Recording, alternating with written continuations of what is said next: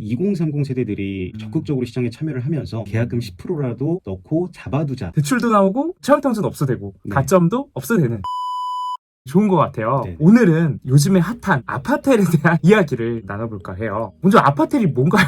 오피스텔입니다 라고 답변을 했던 것 같아요. 근데 이제 최초의 시장에 이게 나왔을 때는 굉장히 지금 뜨거운 상황이고, 또 한편으로 또 말이 많아요. 굉장히 좀 분양가가 비싸게 나오고 네. 하기 때문에 너무 고분양가다. 그럼에도 이게 분양이 되는 거는 풍선 효과 혹은 거품이다라고 이야기하시는 분들이 있는데, 네.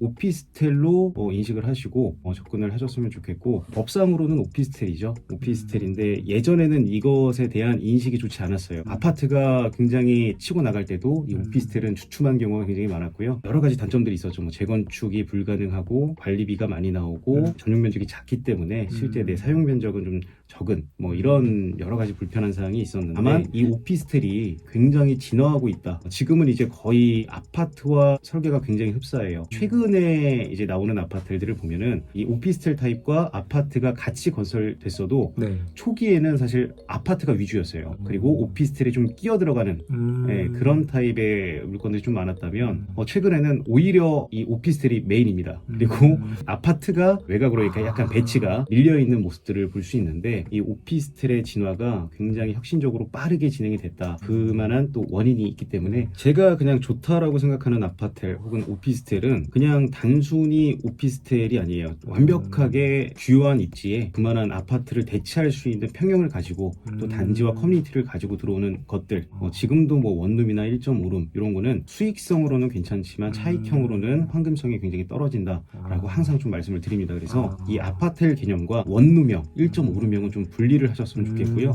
모든 아파트들이 또 좋은 게 아니에요. 지금 시장을 제가 보면은 일단은 이게 붐이잖아요. 네. 그렇죠. 난리죠. 아파텔이 날리기 때문에 이름만 아파텔이 현장에 굉장히 많아요. 정말 제대로 된 설계를 비싼 가격으로 하려면 그만한 가치를 가지고 있어야 되는데, 이 흐름을 이용해서 그냥 상품성으로 나오는 아파트들도 굉장히 많습니다. 그래서 그런 점들도 좀 선별적으로 보셨으면 하는 바람이고요. 지금 이렇게 아파텔이 유행하는 이유는 규제겠죠. 1주택자분들도 사실 대출받아서 아파트에 실거주하기가 쉽지 않아졌고, 가격대 자체가 이제 인서울이나 혹은 수도권 안에서도 중심지로 가려면 필요 자금 자체가 굉장히 많아지다 보니까 차라리 이런 아파트를 미리 이제 당첨이 되거나 혹은 내가 줍줍을 해서 계약금 10%라도 넣고 잡아두자, 뭐 이런 심리가 패닉바잉이라고 하죠. 네, 그쵸. 이런 심리가 아파텔에도 좀 반영이 된 것이 아닌가. 그러면서 사실 본격적으로 이 아파트 시장이 진화했다라고 생각하는 게, 저는 생수군 이 친구들은 저는 약간 변종이라고 봐요.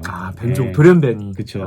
그러니까 이게 진화가 아니라 이 사업자 입장에서 지금 시기에 이렇게 세팅을 해서 분양을 하면 잘 되겠다, 이런 느낌으로 좀 만들어낸 부동산이 아닌가. 그러니까 왜냐하면 실제 용도와 다른 목적을 가지고 매수자들에게 권유를 했어요. 이것과 이 아파텔은 실제 2030 세대들의 니즈에 맞는 형태로 발전을 했어요. 이것에 좀 차이가 있다라고 보여지고, 이 아파텔 같은 경우에는 분상제 이후로 좀 적극적으로 발전을 했거든요. 이 사업자 입장에서 사실 내가 땅을 10억에 입찰을 받았는데 아파트로 지으면은 1억밖에 못 남겨요. 근데 이게 기간이 있기 때문에 이거 남기는 게 아닌 거죠. 이거를 아파텔로, 오피스텔로 설계를 해가지고 분양을 하게 되면 이 브랜드 이미지도 훼손시키지 않고, 왜냐면 내가 원하는 대로 분양가를 매길 수 있기 때문에 그만한 퀄리티를 뽑아낼 수가 있는 거죠. 그만큼 사업자 입장에서도 좋았고, 또 실수요자 입장에서도 그 니즈를 파악해서, 대형 브랜드가 원래 오피스텔 잘 안 지었거든요. 이런 그렇죠. 대형 평형. 근데 분상제 이후에 아파트가 주춤하는 사이 아파텔로 수요도 이동하고, 이 사업성을 가지고 제대로 된 이미지를 표출해낼 수 있는 이 브랜드의 니즈도 같이 함께 떨어지고, 또 투자자 입장에서도 분양권 상태에서 이게 또 비주택이에요.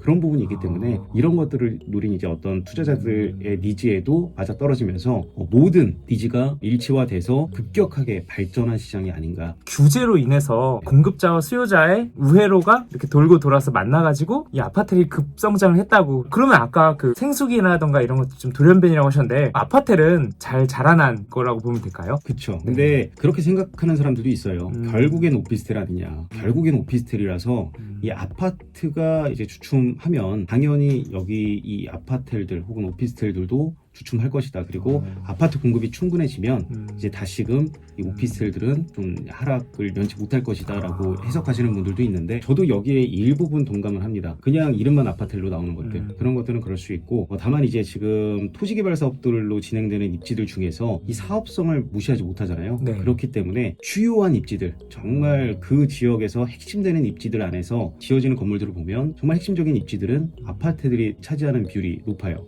그리고 우리 지금 지어지는 신축 아파트와 아파텔의 퀄리티를 직접 네. 비교해 보셔도 네. 아파텔의 퀄리티가 훨씬 더 우수합니다. 오히려 더 좋네요. 그렇죠. 커뮤니티도 그렇고 2000세대가 넘는 아파트들도 음. 굉장히 많이 등장을 했고 그렇기 때문에 어떤 전반적인 시장의 하락세, 전반적인 뭐 거시경제가 좋지 않아서 내려가는 내리막길에서는 뭐 아파트와 아파텔이 동일선상으로 놓여질 수 있는 거고요. 아파텔 개별적으로만 어떤 수요가 내려가는 그런 현상들은 그냥 입지적인 차이인 거지 그게 아파텔이라서 혹은 오피스텔이라서로 바뀌지는 않을 것으로 저는 보고 있고요. 조금 더 제가 집중했던 포인트는 뭐냐면 이전까지는 한 40, 50 세대들 네. 시장을 좀 주도했어요. 근데 20, 30 세대들이 이제 적극적으로 시장에 참여를 하면서 물론 이거를 패닉바잉 뭐 이렇게 볼 수도 있겠지만 그런 분들이 이제 추구하는 방향이 이전의 시장의 방향성과는 좀 다르다. 그분들이 추구하는 방향은 편리함 그리고 삶의 질 뭐 이런 것들이거든요. 네. 네, 그래서 우리가 그런 것들을 조금 생각을 해보면 아파텔들이 왜 사랑을 받고 있는지 또 실수요가 왜 아파텔로 이동을 하고 있는지를 알 수 있을 것 같아요. 그러니까 너무 색안경 끼지 마시고 그냥 변화를 지켜보시면서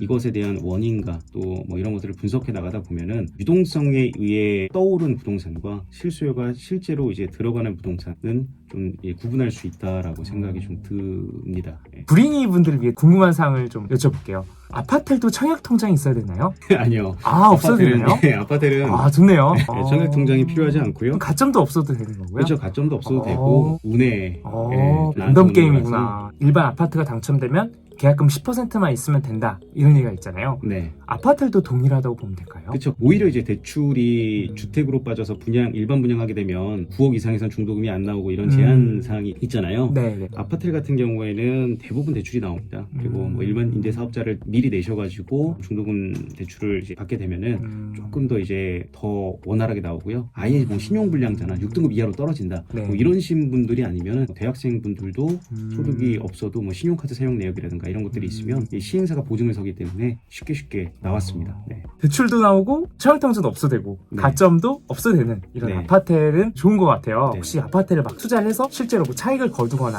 또 사례가 있으면 얼마나 이게 핫했는지 그냥 좋은 게 있고 나쁜 게 있을 것 같은데 좀 선별할 수 있는 원칙이라던가 기준 같은 걸 좀 말씀 주시면 도움이 될 것 같아요.